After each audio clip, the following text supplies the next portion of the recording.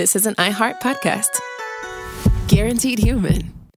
Hey, everybody. The official Big Bang Theory podcast is back, covering seasons 3 and 4 of the show. Each week, host Jessica Radloff speaks with crew and cast members like Kunal Nair, Mayim Bialik, and Kevin Sussman. Hear about the Easter eggs you may have missed, behind-the-scenes stories, and how certain real-life relationships shaped some of the most memorable storylines. Watch the official Big Bang Theory podcast on HBO Max or wherever you get your podcasts. Work can be a little weird. Cringy training seminars, coworkers who won't stop talking about their plant, forgetting the mute button at an inopportune moment. We have to deal with a lot on any given workday. Sometimes it can feel hard to thrive and move forward in your career. Well, that's where LinkedIn comes in. LinkedIn helps you get ideas and insights from experts in your field, connect with people professionally, grow your network, and access tools designed to help you find the right fit for your next role. Whether you're just getting started, figuring out your next move, or looking to accelerate your career, LinkedIn is built to support you at every stage because LinkedIn is the network that works for you. Visit linkedin.com/knowstuff to learn more. Welcome to Stuff You Should Know, a production of iHeartRadio.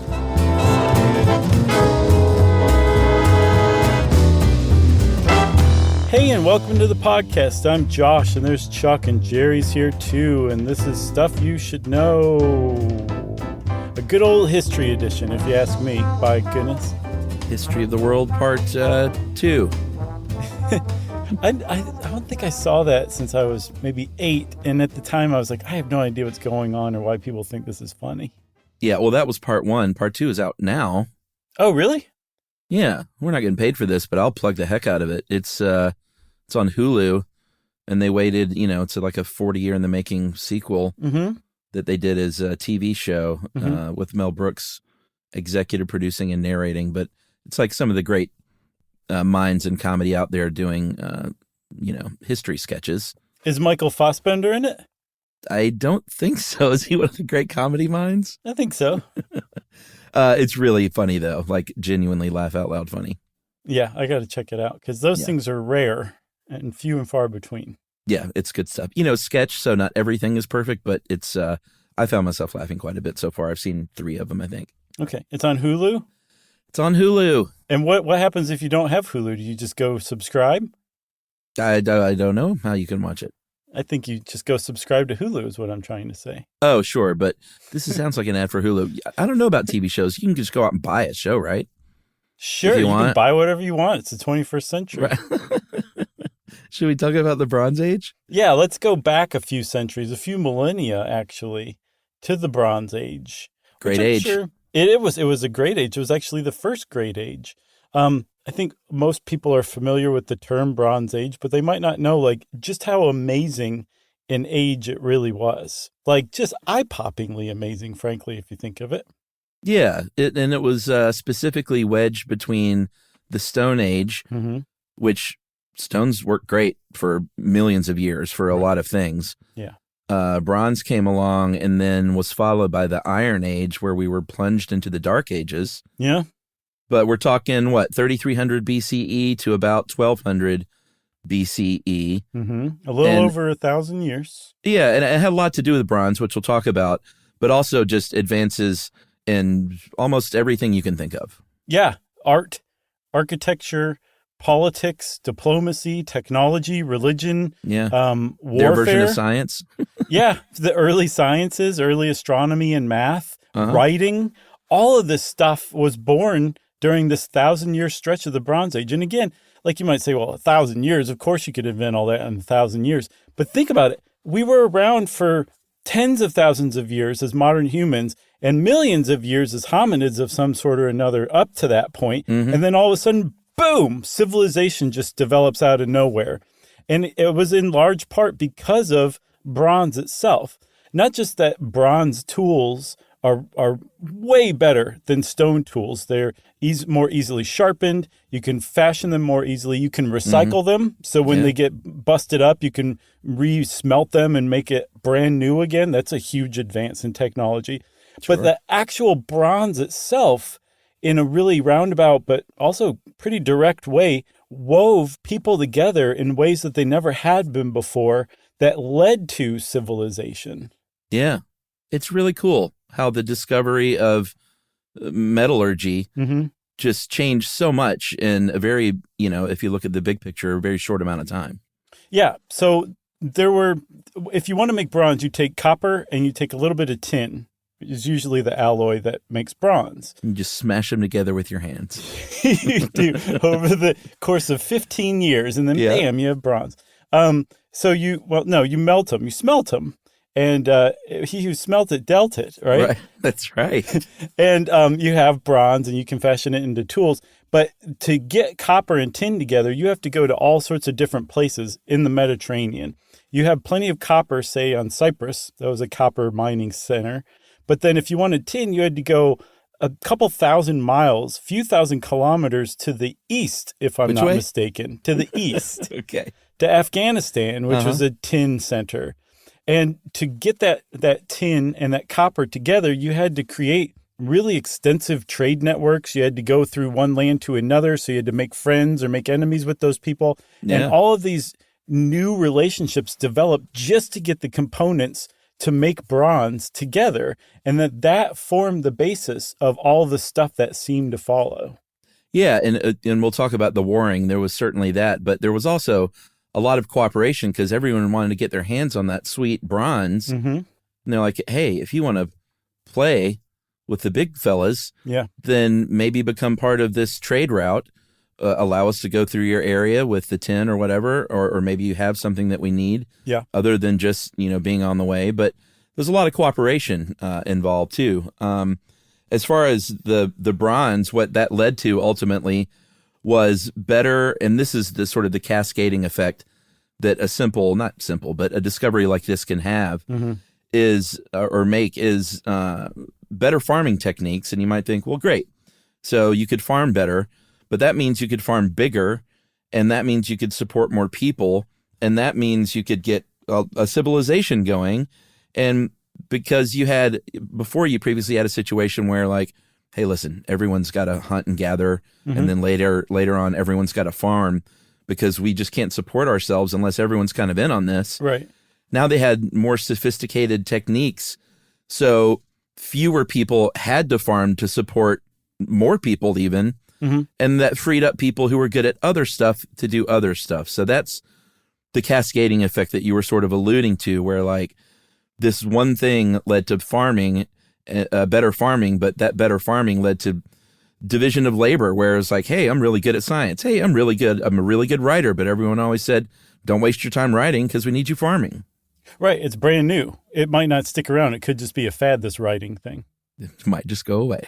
So, and with that division of labor, the writers can write, the math people can figure out math, the farmers can farm and feed everybody.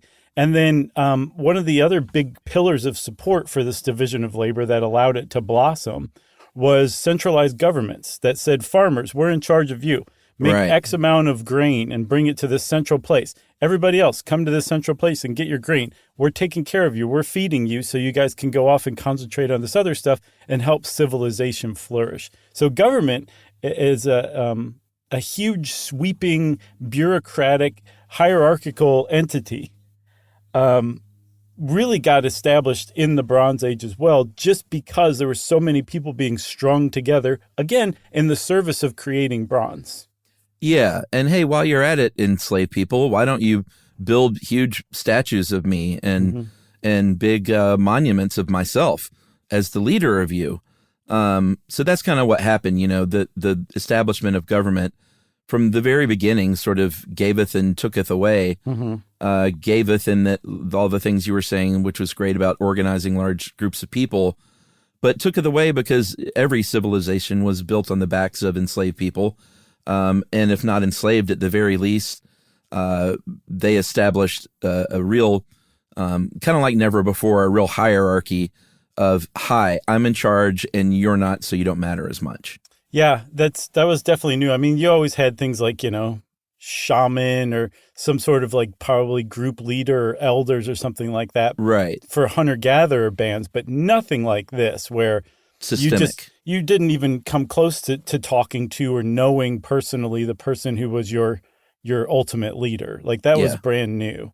And what's interesting, Chuck, is you said, kind of for better or for worse about the government emerging. You can really see how you feel about today's world by how you interpret what was born and what happened during the Bronze Age. It's like looking in a highly polished bronze mirror, basically. It's really interesting what reflects back. And it's not always cut and dried. Like, I have certain feelings about, topics like government or whatever, but I also, in looking back a few thousand years, it's also easy to see the other side's opinion because they're not all up in my face. They're several thousand years old.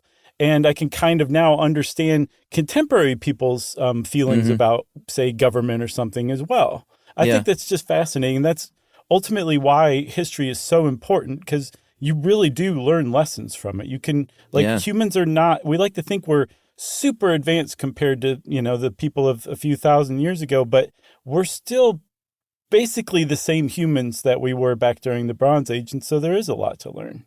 I agree. We mentioned that there was warring. Obviously, when you're going to get bigger groups of people together and governments ruling those people, and they're in close proximity to one another, neighbored right up to each other, there's going to be people that don't get along, and there is obviously going to be warring. But like we mentioned, there was also a lot of diplomacy, and there was a very sort of golden age of this golden age, kind of square in the middle, where things were cruising along really, really nicely. I think these, sort of looking back at it, it seems like the beginnings of a big, grand transition like this, things can be rough. And as we'll see at the end, given that it basically collapsed, it's obviously rough. But there was a time in the middle there where things were going pretty great. Yeah, it's true. It's that middle Bronze Age prosperity. And it actually kind of underscores the idea that when you bring a lot of people together, you can do amazing, momentous things. But if you bring a lot of diverse people together, you've got a lot of different attributes, different contributions from different groups. And opinions. Yeah, and opinions. And affluence and prosperity can really follow when people of diverse backgrounds interact with one another on large scales. Amen. That's pretty cool. Should we take a break? Sure. It's kind of an early break, but it feels like a good stopping point. And maybe when we come back, we'll talk about the Big Eight.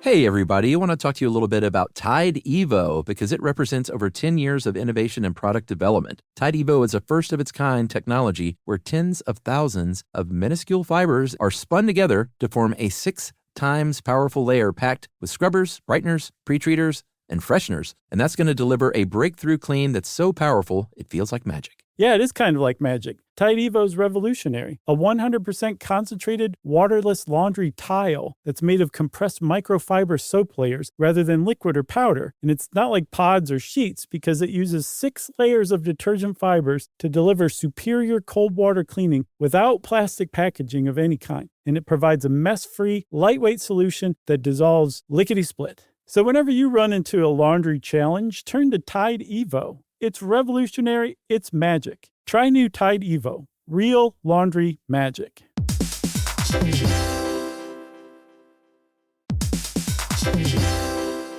If you're a business owner or an entrepreneur, you know how hard it is to get things done fast and well. Why not have both? That's right. That's why Wix Harmony stands out. It's a website builder that helps create a site quickly without compromising your vision. You can build a fully functional website for any type of business by just describing what you want. Then everything can be customized and edited to get it exactly right. There's also built-in support to help answer questions or guide you along the way. And here's what makes it even better. You can click anywhere on your site and make changes instantly. It's these details that make creating with Wix Harmony feel seamless. That's right. So join millions of businesses already using Wix and try Wix Harmony for free at wix.com/harmony. That's wix.com/harmony.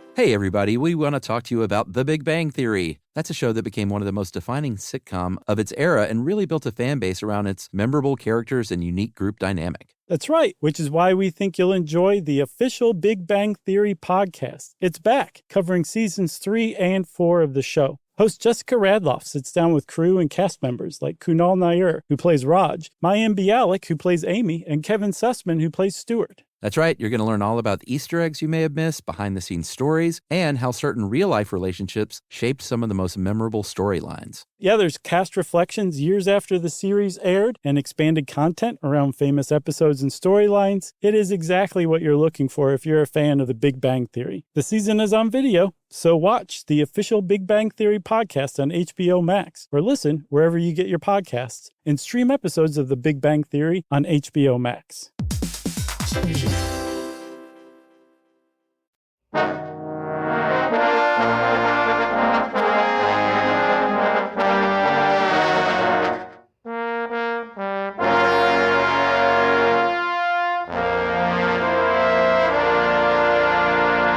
All right. I teased the Big Eight. We're talking about the Big Eight areas, societies that dominated the Bronze Age, and they are not. This is not in order of influence or preference. Even alphabetical. It's not any. This is just randomly assimilated. Okay. Or assembled. Egyptians. Not bad, actually. And as we'll see, the Egyptians, they didn't completely go away. They got punched in the face during the Bronze Age collapse, but they stuck around. Yeah. Egyptians, Hittites, Canaanites, Cypriots, Minoans, Mycenaeans, Assyrians, and rounding out the top 8, everyone's favorite, the Babylonians. And this is like, not all of these groups were dominant at one time, at the same time. Yeah. Some were dominant at one time or another. Like the Minoans were the civilization that predated the Mycenaeans, right? So by quite several hundred years, if not longer. But each one dominated. They both controlled Crete while they were in charge.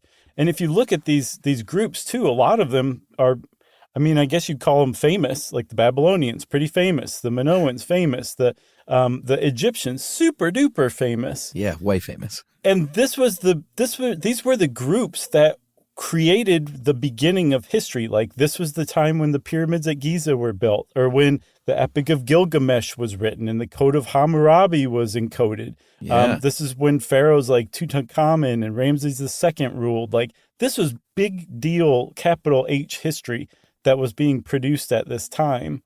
And it seems to have all kind of started with the Sumerians. They seem to be the ones who like kicked the whole thing off. Yeah, and we should mention too that all of those groups that we named had subgroups.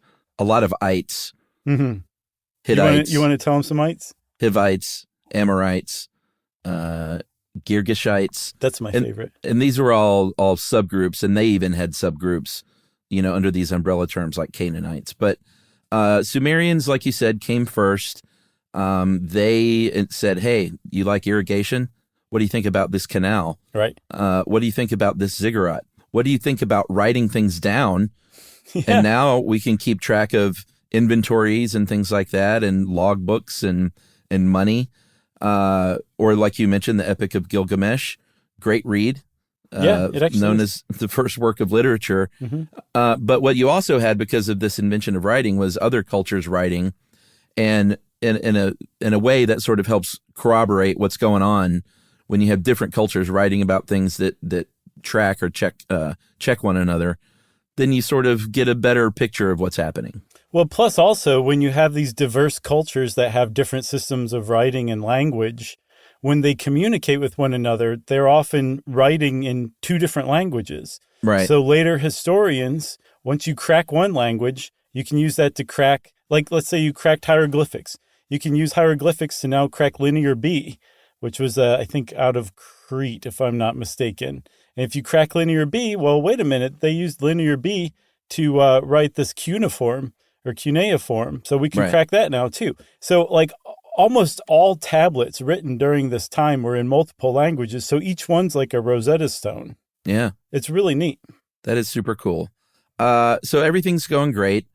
People are trading, people are thriving, people are farming like never before, and all these advances are happening, and then boom, almost for the most part, everything stopped. Most of that development and almost all of those major civilizations kind of just went away. And like we said, the Iron Age came along. Looking now, my friend, I think this would have been the best place for a break. Sure. But I screwed that up. So we'll just dive right into what might have happened. The date of the collapse is generally given as 1167 BCE, but it's obviously not the kind of thing that happens overnight. I think they generally now agree that it happened over the course of, 30 or 40 years? Yeah, I think from about 1200 to 1150, which, I mean, if you're Pretty living quick. through that, it's 50 years. At the time, It's it a was lifetime. probably a lifetime. Yeah. But looking back historically, it's like the blink of an eye. Yeah, and in a blink of an eye, things like when we talk about collapse, it was a pretty stark collapse. Like there's evidence of lots of disturbance, lots of upset in that region. And we'll get into everything that happened. I mean, we talked about the warring. People really started warring. And when certain civilizations might have fallen out of power, that created a vacuum there where a new civilization would come in. And all of these civilizations kind of going away. I believe it was like Sparta and Athens were the next to come along to really kind of kick off the next golden age, right? Yeah, several hundred years later. And in between, there was what you would call a dark age, the Iron Age, which iron is preferable to bronze in some ways, in that it can be harder, I believe, but bronze doesn't rust. So people typically look at the Iron Age, the transition from the Bronze Age into the Iron Age, as a step backward, a dark age. And it came from this collapse, what's called the late Bronze Age collapse, where, you said that they really started warring and cities were sacked and burned. Cities have been sacked before and burned before, but they were rebuilt during this age of prosperity. This time, after the late Bronze Age collapse from 1200 to 1150, they weren't rebuilt. They were left in ruins and rubble because the civilizations that would have rebuilt them were gone. Their languages were gone. Their writing was gone. In very short time, people couldn't decipher things that had been written 50 or 100 years before. Yeah. It was just one civilization after another fell like dominoes all around the Mediterranean, and this part of the world that gave the world essentially civilization for the very first time fell into this dark age. And it was such a stark, massive, all-encompassing collapse of the first attempt at civilization that it just piqued historians and archaeologists' curiosity from the first time they detected it. And they've been seeking to explain exactly what happened ever since. Yeah, and in a sec, we'll go over some of the causes, but after the cause, and there's a lot of debate over what those were, we have a civilization, or a group of civilizations that we've talked about being very interconnected and dependent on one another. So you said they fell like dominoes. That's going to happen if you have a lot of civilizations trading with one another, depending on one another, sharing resources with one another.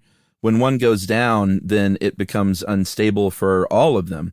And, if a civilization collapses, those people, it's not like everyone literally is destroyed. Like those people are going to go to the next closest place probably, and that overstresses them. And then it's just, like you said, it's just one after the other. This domino effect happens, and it just kind of happened one after the other over this very short time period. Yeah, because remember, this is the first time when people followed a centralized government, and this is where you got your food, right? Yeah. So when that centralized government collapsed, you no longer had access to food. And you're like, I'm a mathematician. I have no idea how to grow grain. I'm going to starve to death if somebody doesn't do something. You told me to do math. Of course, you're going to run to the next civilization that still has a central government with grain that they could possibly have, but that puts a strain on the grain, and people start to fight when there's a strain on the grain. That's just how it goes, right? That's a T-shirt waiting to happen. So for one of the first people, or one of the first theories that came along, was posed by an Egyptologist, a French Egyptologist, who coined the term the Sea People. I like that. The Sea People have long been, it sound ominous in this sense, don't they? Yeah, when you capitalize the Sea People, Yeah. They're probably not bringing fruit baskets, No, unfortunately not. They were bringing death and destruction and mayhem, and in much the same way that we today think of like the Vikings would have to the UK and Western Europe.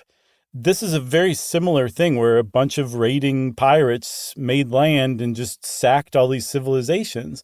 And so they're almost hypothetical, that we have a pretty good idea that they did exist in some form or another. They're written about in Egyptian stela. I can't remember how to say that. But inscriptions, let's just say. And they show up in art too. So we know that they happen, but we don't know who these people are and what extent they sacked the major great city-states. And if they managed to topple all these civilizations, then holy cow, they were amazing. But a lot of people are like, I'm not sure they actually were the trigger. They might have been a symptom. Yeah, and we don't, like you said, we don't even know for sure who they are. I believe Egyptians did identify some groups of them at the time as like the Ashawasha or the Luka or the Sheklesh, but that means nothing to us these days because their contemporary names were lost to history. Right. So what we call a lot of civilizations today were named by people who discovered their ruins years later, and that wasn't what they called themselves. Right. For instance, Minoans were named after the Greek king Minos by an archaeologist named Arthur Evans, Sir Arthur Evans. Mm-hmm. In some cases, we do know what they called themselves. In other cases, we don't. I think the Sumerians, we know, called themselves Ungsang Giga, which is black-headed people, but they were named Sumerians by Akkadians who followed after them. Right. So we have trouble with identifying people because the names were lost. We have trouble identifying people like the Sea People because there's a very murky picture of who was where and when they were there. Right. So there's a lot of different stories where you think like one group of people maybe came in and overpowered another and drove them into oblivion, where it's like, no, now we believe that they were there sort of all along and they just filled that power vacuum, or maybe those actually were those people. Right, right. Like for a good example is the Canaanites. For a very long time, the Philistines were blamed, and I mean a really long time. The Philistines were blamed for toppling the Canaanite Empire. But more recent scholarship says, actually, I think the Canaanites became the Philistines after the collapse. They kind of broke up as a group and then reformed. Like, I'm trying to think of a band. The only one I can think of is my high school band who broke up and reformed without me. Without. So let's just say that. That was like my high school band. Oh, that story just breaks my heart every time I hear it. Breaks my heart too. But anyway, that's what they think happened. So a lot of the scholarship that we relied on for centuries, like the Canaanites were toppled by the Philistines, it was incorrect. And we have to figure it out by deducing, well, wait a minute, this group was here at this time and this group was here at that time. The contemporary reports don't actually help us that much because we might be totally familiar with the Sheklesh, right? But we call them the Mycenaeans. Right. But is it the Mycenaeans? Well, let's go and look. The Mycenaeans were toppled by the Sea People, so probably not the Mycenaeans. So you have to use this historical deduction to try to figure out who these people were. But the upshot of it is that now today, and yes, I said upshot, by God, I'll say it again. The upshot of it is that today people drunk. We think the Sea People were basically like pirates of the days of yore, or more recent days of yore. They weren't from one particular country. They were a loose confederation of people. Exactly. Which, I mean, I buy that. That makes sense. Yeah. It makes a lot more sense than some group we are totally unfamiliar with or know by a different name, but haven't detected went and like just completely toppled every single culture and civilization in the Mediterranean at the time. Yeah, I agree. Another thing that makes sense, and I'll go ahead and spoil it and say I think all these make sense. So I've subscribed to the, it was probably a little bit of everything, but overextension is a big one. If you are, I mean, this was their first foray into this kind of mass agriculturalism and massive government and these big groups of people. And they, it was their first try, humanity's first try at this stuff. So obviously it's going to not go perfectly. And if you're managing that many people, like any government has a limit on how many people, even today, that they can probably manage successfully. Any business does, any friend group does. So the fact that they just overextended themselves is probably a pretty good factor. Yeah, that's entirely possible. So that's another theory just by itself, overextension. And once those governments are like, oh, God, I can't support everybody, there's like maybe a revolt or at the very least political instability and yada, yada, yada, right? And then dominoes. One of the problems with that theory, though, is that we have letters from one group to another, from like the Hittite empress to the like Ramses II in Egypt saying like, hey, help, which really shows the diplomacy and the interdependence. But they would say things like, hey, help, we're running out of grain. I need some food. Can you please send my people some grain? So that makes it seem like it wasn't just overextension, although it could have been overextension that led to it now that I kind of suss it out. Oh, well, look at that. Yeah, we might just go edit that whole part out because it turned out to be totally unnecessary.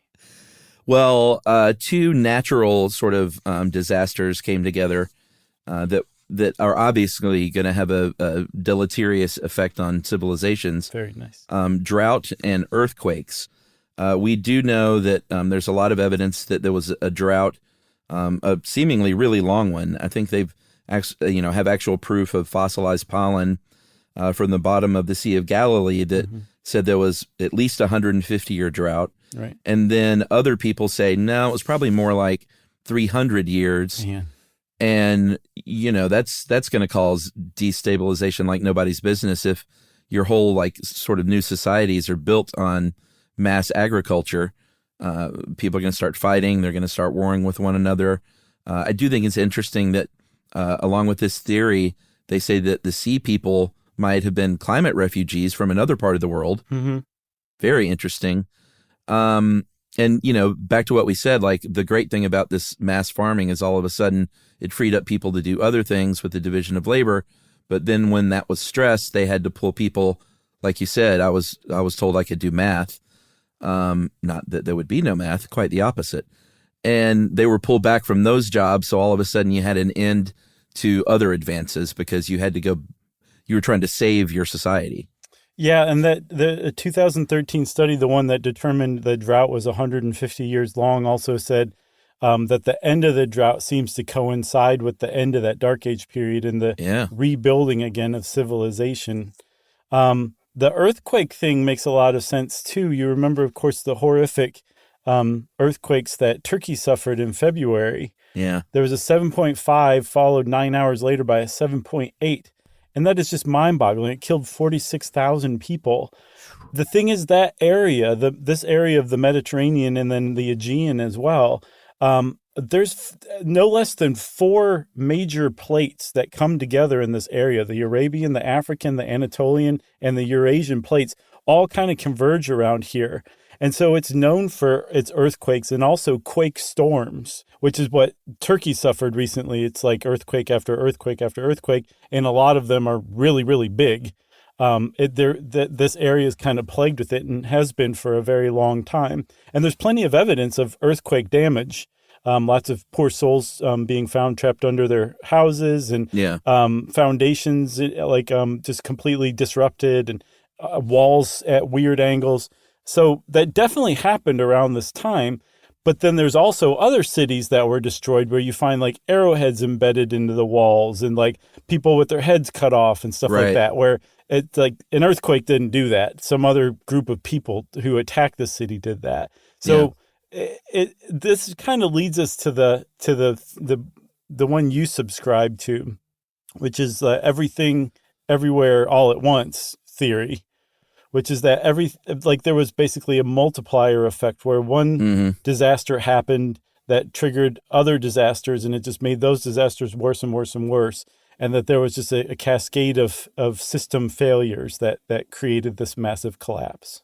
Yeah, and again, going back to what I was saying earlier, it's like this was the first try at this kind of thing. And, we'll get to maybe after the break, we'll talk about lessons we've learned. But, on a first attempt at this was a long time ago. There wasn't anything they could lean on in any of their histories to try and right the ship.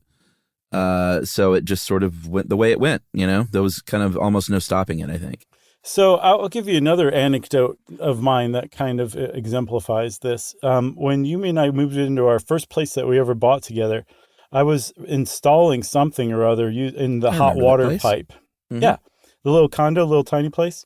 Yep. And I broke the hot water pipe at the water supply under the sink behind the valve. So there was no way to turn it off. And my response to that was to get up and literally run in a circle going, oh my God, oh my God, oh my God. And Yumi had to run in and figure out what was going on, and then run out and find the water main and turn it off. Right. That's what I imagine like some of these rulers did like after the first disaster or two. Because they had no frame of reference. I had no idea what to do right then. I didn't think like water main. They didn't even know there was a water main at the time. So they had no Yumi? No, exactly. That's kind of the response I imagine them doing. That's pretty funny. And then there's one other one, Chuck. So you know how the Bronze Age led to the Iron Age? Yeah. And the division between the two is basically right there. After the late Bronze Age collapse, you've got the Iron Age almost immediately after it. And there's an idea that in Bronze Age Ireland, which suffered its own collapse later on, that it was the availability of iron that led to the collapse of the Bronze Age, because anybody could go find and work iron into something. You didn't need to have tin from over here and copper over here, massive trade networks and people at the top commanding everybody else. You could go out and find it yourself. Yeah. And this theory that in Ireland, at least, and it's possible it applies to the Mediterranean too, that it democratized it so much that it led to political instability, and hence that same destabilization where one civilization was toppled that led to another and another and another. Boy, this is the side of history I love more than any other, I think, which are these just sort of things like this is how the earth was, and because you could find something here, it led to this, or you couldn't find something there, it led to this. Right. It's really fascinating to me. Yeah, and also they think that the reason why we're able to find metals relatively close to the Earth's surface, enough so that we can mine them, and therefore have basically all technology, is because I think a small planetoid crashed into Earth, and that's where they think the moon came from, and that when it smashed into Earth, it pushed a lot of that molten metal to the surface where it cooled and formed and settled, allowing us to come billions of years later and dig it up and create civilization from it. It really just makes you think it's all just a crapshoot and we have no control over anything. Sure. That or we're living in a really amazing simulation. Yeah, that's right. All right. They're both right. They both could be right. Is it blue pill or red pill? I can never remember. Why not take both? Yeah. All right, man. I'm hip to that. I don't know if I should tell the story. If it's pill-based, then maybe not. Probably not. All right. So we'll take that break and we'll come back and talk, like I mentioned earlier, a little bit about the lessons we hopefully have learned from the late Bronze Age collapse.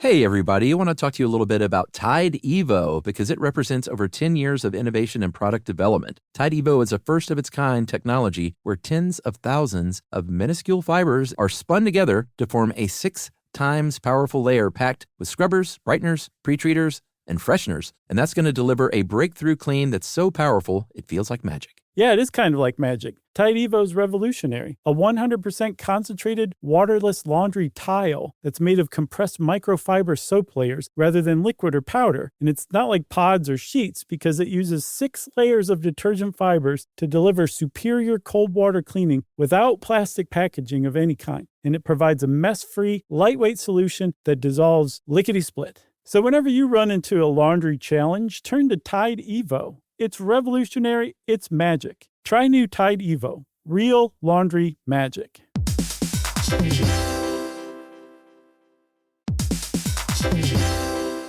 If you're a business owner or an entrepreneur, you know how hard it is to get things done fast and well. Why not have both? That's right. That's why Wix Harmony stands out. It's a website builder that helps create a site quickly without compromising your vision. You can build a fully functional website for any type of business by just describing what you want. then everything can be customized and edited to get it exactly right. There's also built-in support to help answer questions or guide you along the way. And here's what makes it even better. You can click anywhere on your site and make changes instantly. It's these details that make creating with Wix Harmony feel seamless. That's right. So join millions of businesses already using Wix and try Wix Harmony for free at wix.com/harmony. That's wix.com/harmony.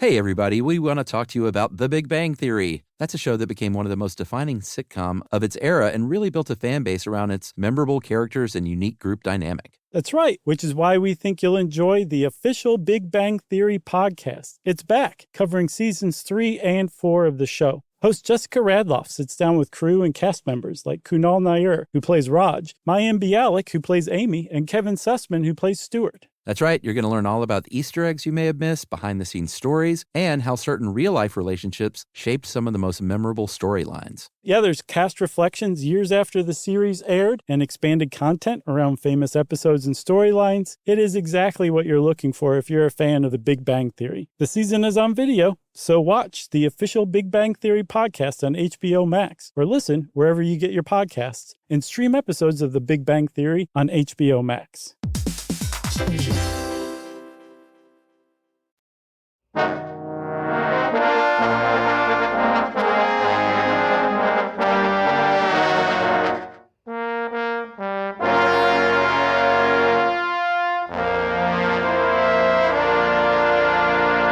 So, Chuck, we were talking about lessons for today that you can take from the late Bronze Age collapse. And the most obvious one is don't globalize. It's a bad move. When you become super interconnected and interdependent on one another, a problem or a failure in one part of the system leads to just failures throughout the system because everyone's so dependent on one another. And if you kind of peel back the curtain a little bit or scratch that lotto ticket covering off, you see that most of the people who are saying that are probably nativists or anti-globalists to begin with. And that's what I was talking about before, where like you can see us reflected back when we're looking and interpreting what happened back then or the lessons from it. It really kind of reflects on what our thoughts and attitudes are today. Yeah, and this isn't, a big pro-globalist rant or anything, but we do have to kind of look around at a pretty great recent example of a worldwide test put on all of our civilizations, which is the COVID pandemic that happened. Right. This happened all over the world. Everyone was punched in the face. All, societies were punched in the face. And there was no collapse. I mean, everyone got bruised up pretty bad. And I think the whole world suffered economically, as we're still seeing the fallout from that stuff today all over the world. Right. But no one collapsed. It's not like, the UK is now, just a warring society and everyone's like, you can't go there anymore because they collapsed because of COVID. Right. It was a really big test of our globalized world. And there are some very smart people who say like, listen, you can't point to the Bronze Age collapse and say like that could happen again in modern times because there's this one economist that you found, Zachary Yost, who was basically like, listen, we're way more wealthy than we were back then. Mm-hmm. We have capital goods like we never had before. And there's a big cushion that affords us mistakes these days, that they didn't have those mistakes. That's why, like I said, it was their first foray into this kind of thing. So they had a very narrow edge they were walking to begin with. Right. So they couldn't afford mistakes. We can afford mistakes these days and still be able to take a punch in the face and get back up and continue. He also pointed out that, they had a division of labor, but our division of labor is global and that, we have a lot of redundancy in our systems too. So, he's saying, yes, you can make comparisons, but it's definitely not apples to apples because of how far we've come. And from the lessons that we learned from the times where civilization has collapsed and rebuilt and collapsed and rebuilt. The other way to look at it, there's a guy named Eric Klein, who's a professor of ancient Near East studies, who also wrote a book called 1167, The Year Civilization Collapsed. So he's a bit of an authority on this. His whole thing is, we're probably more susceptible to collapse than the Bronze Age was, because we're even more interconnected than we were before. And there's a systems dynamics term, I believe, called hypercoherence, where the system is so homogeneous, all the different parts are so homogeneous that when one part, and also interconnected, that when one part breaks down, it just spreads really quickly and the whole system breaks down. And you can really kind of look around at the complexity of our world today. Just look at international banking. That's just one system in the larger, complex, globalized system. So when you take these complex systems and put them together with other systems like trade, stock markets, healthcare, and then realize that all those systems make up a truly global, ultimately complex system, then you're like, actually, we're possibly even more susceptible to breaking down than the Bronze Age was. Yeah, which is scary to think about. But as far as anti-globalists saying we need to undo this, that ship has sailed, don't you think? I mean, things are so interconnected and we have such a globalist world that you can't unwind that clock, I don't think, at this point. And if you could, you can, but it would be a really rough, unpopular transition. But then what? You're the odd man out and the rest of the world is working together. And what happens if you need help from the rest of the world? How easy is it for you to get that help? There's downsides to both globalism and nativism, right? Neither one is just shown to be the right way to go. And also, this is a really good point too, Chuck. We don't know that collapse is inevitable from complexity. We also don't know that it's you can reach a point of complexity where it's so complex that it actually becomes more stable. We haven't figured this stuff out yet, but either one's not inevitable, collapse or success. So the best thing we can do is just invest in ways to be resilient. Yeah. I mean, I think you can even narrow that down to secessionists these days, where it's good luck with that, man. Right. Have you really thought this through? Yeah. Or do you just like the idea of giving the finger to the rest of the country? Yeah, for sure. I mean, that's a great question. I'd love to hear it answered too. Yeah, in a really thought out way, here's how that would work exactly. Right. Everybody's going to wear the same kind of flannel shirt. It's going to be awesome. Seattle? I was thinking more Kansas, legit flannel shirts. So what else? There's another lesson too, right? Yeah, I mean, I think a more hopeful lesson is that, like you kind of touched on earlier at the beginning, when you have diverse groups of people interacting, what usually has followed is affluence and peace. And that's what happened here for a long time as well. Right. Even more than just the late Bronze Age, after that collapse, I think the Phoenicians really kind of rose to power, and they were a seafaring people. And one of the first things they did was start peddling their purple dyes that they were famous for around the Mediterranean. And they ended up establishing new trade networks with other groups that had survived the collapse and started to rise to power. And so the whole thing began again. It's so funny to think about. It's everyone's what is that? And they're it's purple. Right. People are going to go wild for this stuff, and new civilizations will be built because people are so wild about this color. Yeah, and it's true. I mean, that was a huge driver of it, purple dye. Yeah, isn't that amazing? It is, but the upshot is, sorry everybody. Oh boy. That when we it almost seems like it's just going to happen whether we like it or not. The more we kind of grow as a people and grow technologically and in intelligence, we seek out other people to interact with and trade with and become more prosperous with. And if we do it peacefully, then prosperity follows. That seems to be a huge part of not just the Bronze Age, but also what emerged from the Dark Age that followed after the late Bronze Age collapse. Yeah. It's like a big cycle, but if it is a big cycle, then it makes you nervous because then that means we're due for a collapse at some point. Yeah.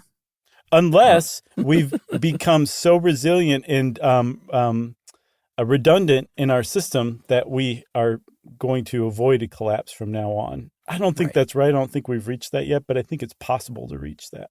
Did you touch on any of this in The End of the World with Josh Clark? I don't think so. No, not really. All right. Thank you for that plug, though. Sure. You know, I listened to about half of those. It was too smart for me. BS. It really was. It's not. I was like, You're man, like, this I is can't great. listen to this guy's voice. No, it's not that. Of course not. What about, there's one more, Chuck, that we have to touch on. It's climate change. It's a big deal. It's a big enough deal that it's possible it drove the collapse of our first attempts at civilization. So there's not necessarily a lesson of what to do in there, but at the very least, it's like hey, pay attention to what's going on. Yeah, and we've seen, when natural disasters happen, large groups of people moving to another place en masse. Those are sort of more micro examples of the bigger picture that happened back then, but that's what happens. Yeah. Pretty cool. And sometimes people stay.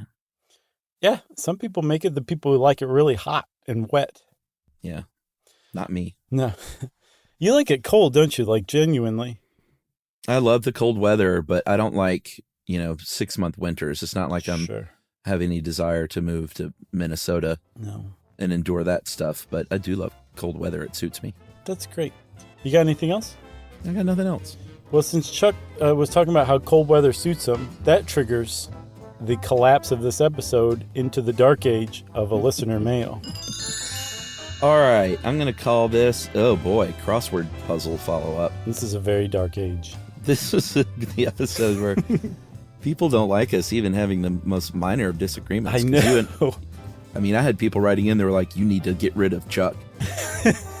That smug SOB. It's crazy. I was like, geez, I hope I'm not on that end of ice. No, you're not, of 15 course not. years. Some people just have opinions that are outlandish. So here's a couple of things here from two people. Hey guys, love the show. Was excited to hear you talk about crosswords. Josh talked about how all crosswords are symmetrical, and Chuck said today's was not. I thought it was cool because I distinctly remembered the New York Times February 16th, 2023 was not symmetrical. What? After Chuck and Josh took a second look, Chuck saw he was mistaken, and the crossword did have symmetry, so the episode was probably recorded on some other day. All of this to say, asymmetric crosswords are very rarely published, but if they are, they likely have some trick or rebus in order to solve it. We didn't talk about rebuses in the show. No, but you wanted to, right? Did you want to mention what that is? Yeah, a rebus is something I didn't know about when I started out, which is puts you at a very distinct disadvantage. Yeah. Because it's when you include multiple letters in a single square. And John Hodgman told me about it, and I was like, well, how are you supposed to know? He said, well, once you know it's a thing, you might be on the lookout if you're like, for sure you know a clue, but it's not fitting. Mm-hmm. And I was like, well, how do you even do that on a phone? And there's a little rebus button. Oh, yeah? What is it? I never knew. Well, it's on like the second keyboard, like the one you go to for numbers and symbols and things. Yeah, what does it look like? It says rebus. Oh, really? I've never noticed that before. Well, it's only when you're doing the crossword. I don't think it just pops up. I gotcha. So anyway, that was from Alec, and then this is from David, and we got a bunch of other people that explained why I was getting tripped up, because what you were describing was radial symmetry. Okay, yeah, right. Which is rotational symmetry. If you rotate an empty crossword 180 degrees and it looks the same. I was looking at, I think there are 4 types of symmetry. Mm-hmm. I was looking at whatever the one is called. Maybe it is called mirror symmetry. I don't remember. Mm-hmm. Where it's the exact same on the left and right. And that's why I was like, no, it's not. I'm looking at it. So you were describing radial symmetry. And David from Snowy Montreal wrote that along with a bunch of other people. Yeah. And that helped me feel better that I wasn't crazy. And now I know there are 4 types of symmetry. Yeah, the one that includes all 4 types is very pleasing. That's why they call it supersymmetry. Oh, really? No, I just... Oh, okay. Jeez. I think supersymmetry has to do with string theory, and I'm not sure. We should do an episode on string theory once. Would you be willing to give it a shot with me? Right after I retire, you can do that one. All right. Deal. Well, thanks a lot to Smart Alec and Smart David for writing in to let us know what the deal was and why we were miscommunicating. And everybody, calm down. Chuck and I love each other. Don't worry about that. And we both love Jerry. So calm down. Agree. If you want to send us a listener mail, you can send it via email to stuffpodcast@iheartradio.com. Stuff You Should Know is a production of iHeartRadio. For more podcasts from iHeartRadio, visit the iHeartRadio app, Apple Podcasts, or wherever you listen to your favorite shows.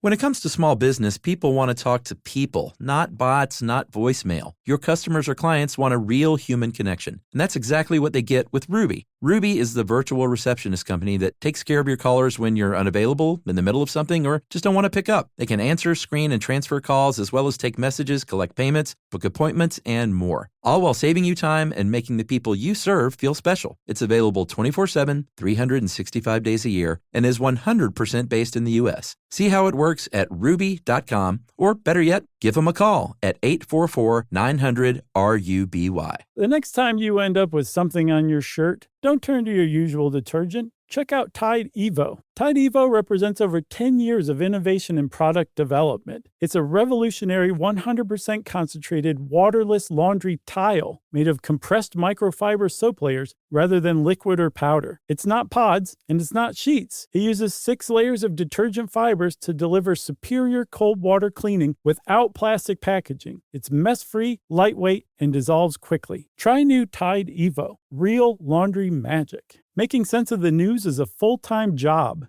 but it doesn't have to be yours. Not when The Guardian's new podcast, Stateside with Kai and Carter, does it for you. 3 times a week, journalists Kai Wright and Carter Sherman cut right to it, asking what's actually happening and why does it matter. Drawing on The Guardian's reporting, they provide perspectives on everything from sports to fashion and deliver it with clarity and context. Listen to Stateside with Kai and Carter, wherever you get podcasts or watch on YouTube. This is an iHeart podcast. Guaranteed Human.